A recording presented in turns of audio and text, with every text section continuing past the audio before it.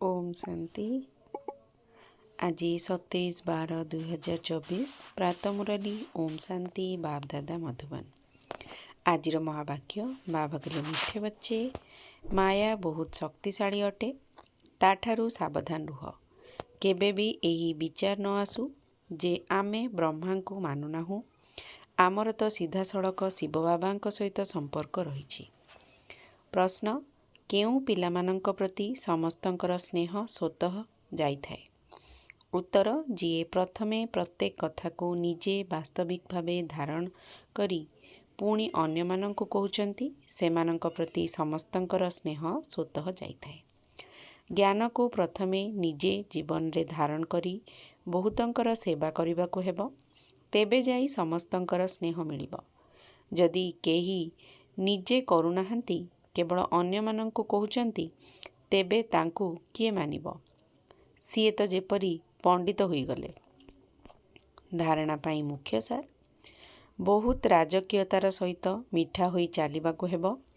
शांति एवं सुखर स्तंभ हेबाकु हेले बहुत कम एवं मिठा कथा कहिबाकु हेबो। फरिस्ता स्वरूप रे रहिबार अभ्यास करिबाकु हेबो, बाणी रे आसीबार नाही। निजर चालीचलनी को दैवी करिबाकु हेबो, लाजकोली लता भली हेबार नाही। अंतिम लड़ई लागिबा पूर्वरु कर्मातीत अवस्था पर्यंत पहुँचीबाकु पड़िबो। निजे निर्विकारी होई अन्य मानंकु मध्य निर्विकारी करिबार सेवा करिबाकु हेबो। वरदान, पवित्र स्नेहर पालना द्वारा समस्तंकु स्नेहर सूत्र रे बांधुथिबा मास्टर स्नेहर सागर हुओ।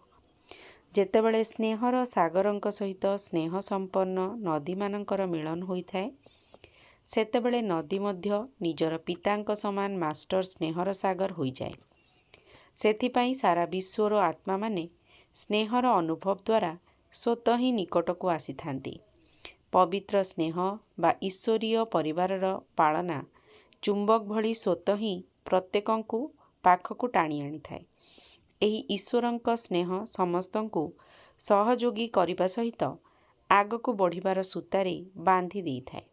स्लोगान, यदि संकल्प, बाणी, समय, गुण एवं शक्ति रूपक संपत्ति को जमा करि चलिबो, तेबे ए सबुर सहयोग मध्य मिलिबाकु लागिबो।